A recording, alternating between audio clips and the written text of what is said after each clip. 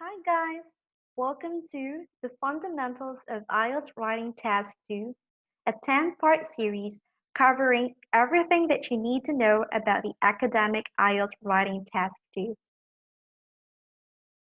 In this series, we're going to break down 3 simple stages on how to effectively write an essay in the writing part of the test. And these stages are the planning stage, the writing stage, and the checking stage. What often happens is that students immediately start writing right after they see the question. They don't do any planning at all, and that leads them to being confused or getting confused and eventually running out of time to check their essays. That's why it's necessary that we know what should be done in each stage in order to write a good essay. In this first video, we're going to discuss the planning stage.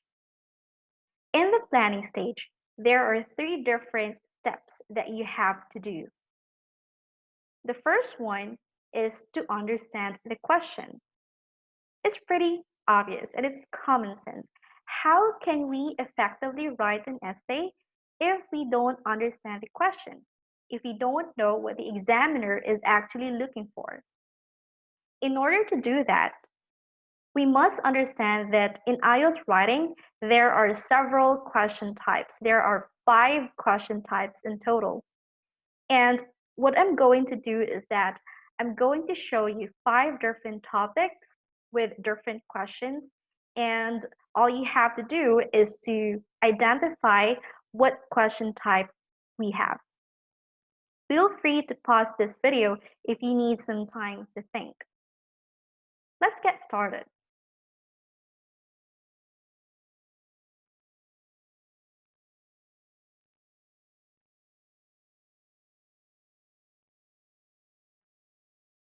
All right. So the first question type that we have is an opinion essay. As you can see, the question asks, to what extent do you agree or disagree? So it's obvious that the examiner wants to know our opinion about the given statement or the given topic, whether we agree or disagree. Let's take a look at another one.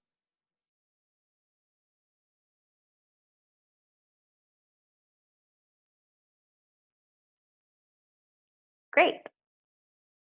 Obviously, this is an advantage plus disadvantage essay. As the question goes, what are the advantages and disadvantages of this situation? But please bear in mind that there is another type of advantage disadvantage question wherein your opinion is actually needed. So when you see the question, do you think the advantages of this situation outweigh the disadvantages?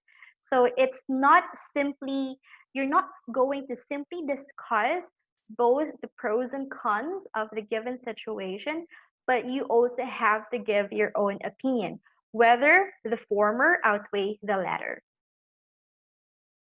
Next.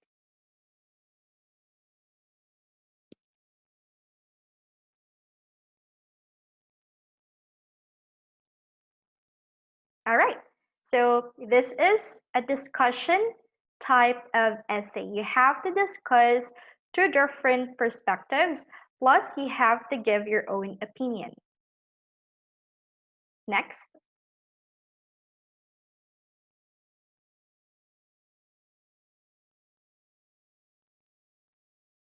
Great.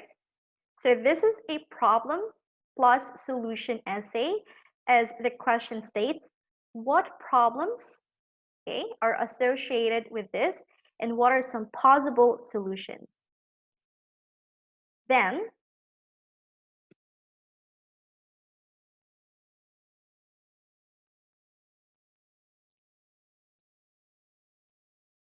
finally, we have a 2-part essay. So why is this called a 2-part essay? Well, that's because you have to answer 2 different questions. And for this topic, the 2 questions are, what factors contribute to job satisfaction, and how realistic is the expectation of job satisfaction for all workers? Well, that's it. So these are the 5 different types of questions that the examiner might ask you or might give you during your test. Now, we actually have to understand the differences between the different question types, and we must also have the different approach for each of them. If you only have one approach for all of these question types, the tendency is that you might not be able to give what the examiner is looking for. You might not be able to answer the question. You might give irrelevant answers. So it's necessary that we have a different approach for each question type. So it's really necessary that we understand the differences between each of them. So after we identified the different question types, it's time for us to analyze the questions. There are 3 different questions that you can ask yourself in order to do this. The first one, which we've already done, to identify type of question, and you can do this easily by reading the instruction or the question and taking note of the instruction words. Then you must also understand what the general topic is, plus the specific topic. So a general topic is different from a specific topic. Why do we have to know what the general topic is? Well, that's because some students tend to write generally about the topic that is given. So let's say, for instance, the topic has something to do with communication. However, that's the general topic. And some students just write anything that they know about communication. Well, that will not give you a good score because you're not answering the specific, you're not talking about the specific topic. You're talking too vaguely or too generally about the given topic. So let's take a look at this specific question and let's identify what type of question it is, what the general topic is, and what the specific topic is. I'll give you time to do that.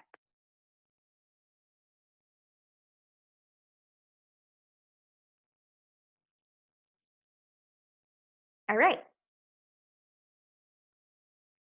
So this is an opinion essay, okay? So you can see the question states, to what extent do you agree or disagree? Okay, it's pretty obvious that it's an opinion essay. You just have to say whether you agree or disagree and to what extent. What is the general topic?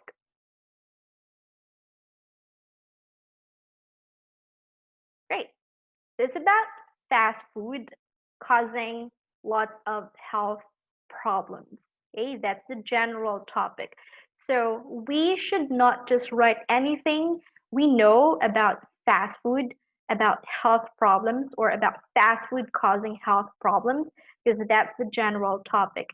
And it's also good to know that we understand what the general topic is, because in that way we can identify some good vocabularies to use in our essay while we're still trying to understand what the question is.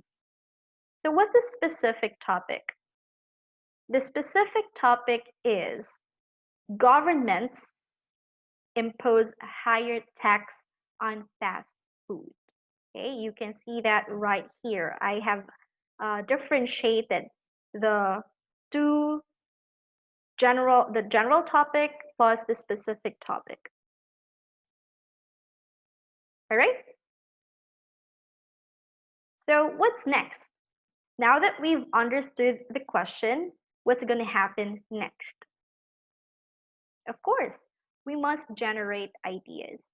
Now, I have seen a lot of students who do brainstorming before they do the writing. Well, that's good, but they actually try to come up with very complex, very complicated ideas, fancy ideas, when in fact, the examiner just needs you to give them simple, obvious, straightforward ideas.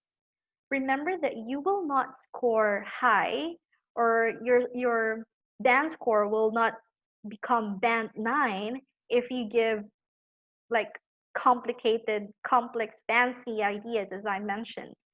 So how do we effectively generate ideas? Well, it's simple. You just ask yourself a direct question.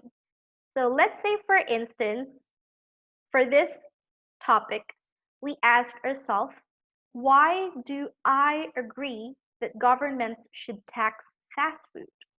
Why do I disagree that governments should tax fast food?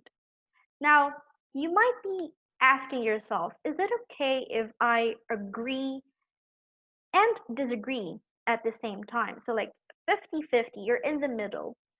Well, I would not recommend you to do that, because if you do so, the tendency is that the structure of your essay will be quite complicated, and you might not be able to give your clear position all throughout the essay.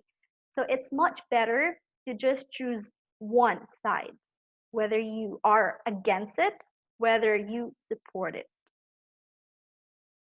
So if you have problems like generating ideas on your own, another way that you can do so is by thinking, what would most people say about the given topic? Let's say you can imagine what your family members would say about this, what your classmates would say about this, what would probably health practitioners, doctors, nurses say about the topic. Just think out of the box, okay? If you're the type of person who has an extreme difficulty thinking of ideas on your own, then yeah, you can think of what other people would probably say about the topic.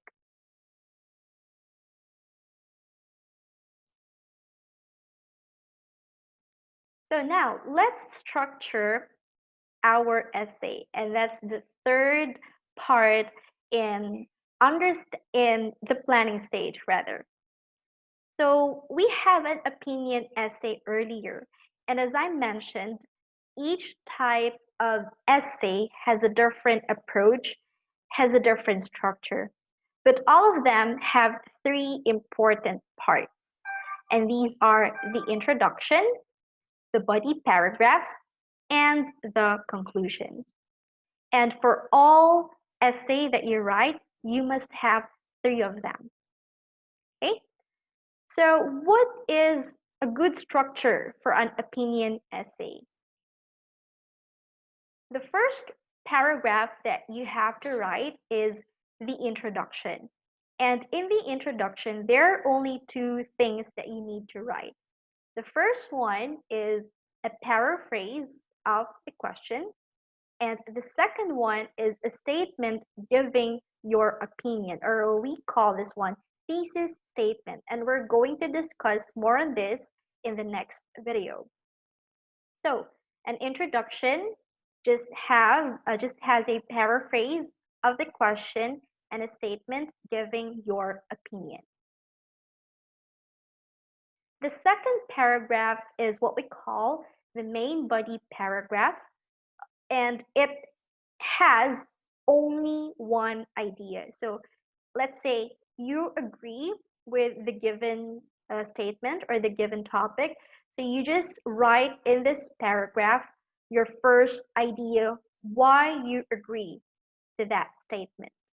And this paragraph should have three parts. So what are the parts of a body paragraph? A body paragraph should have a topic sentence, an explanation, and an example. The same goes for the next paragraph. Okay, it's still called the main body paragraph, but this time you're writing a different idea. Okay? You're giving the second answer why you agree to the statement that was given. It also has three important parts, which are the topic, sentence, explanation, and example. I'm going to discuss what each of this part means in the next video. And finally, you've got the conclusion. In the conclusion, all you have to do is to state your opinion again and summarize the two main ideas that you wrote in your body paragraphs. Okay? So you might think that it's quite repetitive because you've already said so in the introduction as well as in the body paragraphs, but that's what writing an essay is about. Okay, you will be repeating your point, but the thing here is that you must not repeat the same words as much as possible. Okay, you must try to paraphrase the words or the sentences that you've expressed in the paragraphs before the conclusion. In that way, you're not only showing to the examiner that you know how to paraphrase, but you're also showing, you're exhibiting that you have a wide range of vocabulary, and this will greatly boost your lexical resource score. All right, so let's do a quick review of what we discussed so far. We discussed about the first stage in writing an effective task 2 essay, which is the planning stage. In the planning stage, you have to understand the question by knowing the different question types, by analyzing the question, and right after that, you generate ideas, thinking of what two ideas are effective to write in the essay. Then you structure your essay. Okay, so as simple as that. It's simple, but very crucial in the writing test. Remember that if you don't plan before you do the writing, before you start writing, the tendency is that you will get lost while you're in the process of writing your essay, and you might not have enough time to check your essay for errors afterward. Okay? So I hope that you understand what should be done in the planning stage. In our next video, we're going to discuss what is in the writing stage. We're going to talk about the introduction, body paragraphs, and conclusion in more detail. So that's it for this video. I'll see you in the next video. Bye.